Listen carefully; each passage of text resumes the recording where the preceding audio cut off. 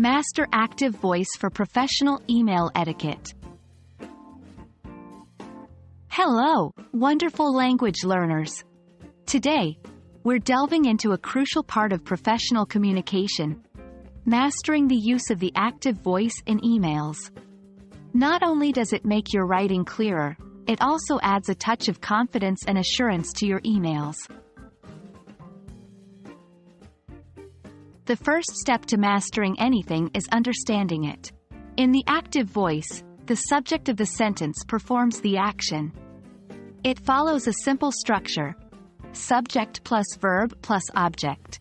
For example, I sent the email. Here, I is the subject, sent is the verb, and email is the object. Let's compare active voice with passive voice, which is often used but not always optimal in professional communication. In passive voice, the subject receives the action, and the structure is object plus auxiliary verb plus past participle. For example, the email was sent by me. The same information is conveyed, but the passive voice is more indirect and can often seem evasive or unassertive. Why should you use active voice in your emails? It's simple. Active voice is direct, clear, and concise. It adds a level of clarity to your sentences, reducing misunderstanding. Plus, it makes your emails sound confident and assertive, important aspects of professional communication.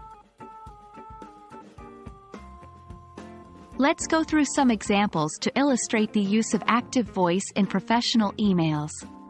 Active: I will complete the report by Friday. Passive: the report will be completed by Friday. Active: our team has considered your proposal. Passive: your proposal has been considered by our team. Notice how the active voice is more direct and personal.